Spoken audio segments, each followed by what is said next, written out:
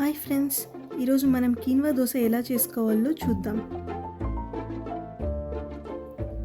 ఒక గిన్నెలోకి half cup oats, 1/4 cup chana dal, half cup urad dal,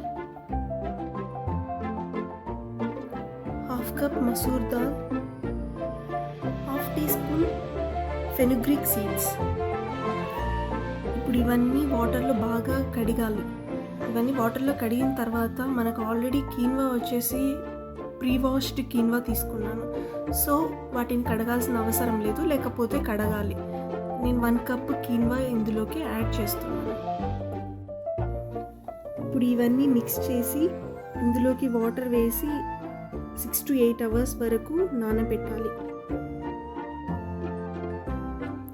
ఆ తర్వాత దీన్ని మనం మిక్సీకి వేయాలి.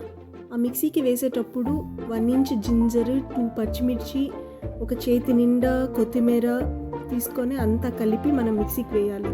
మామూలు దోశపిండిలాగా మనం దీన్ని ఫర్మెంట్ చేయాల్సినట్టు అవసరం లేదు. సో మిక్సీకి వేసిన తర్వాత వెంటనే మనము 1 టీ స్పూన్ సాల్ట్ ఇందులోకి కలిపేసి మనము దోశలు వేసేసుకోవచ్చు.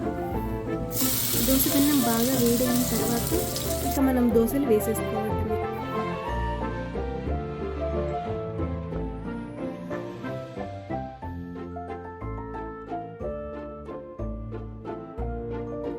బాగా హెల్తీగా ఫైబర్తో, ప్రోటీన్తో మంచి కీన్వా దోశలు వేసుకోవాలనుకుంటే ఈ రెసిపీ ఫాలో అవ్వండి. టేస్ట్ అయితే చాలా బాగుంటుంది. మీరు కూడా ట్రై చేయండి. మీకు ఎలా వచ్చిందో కామెంట్ సెక్షన్లో చెప్పండి. Thanks for watching.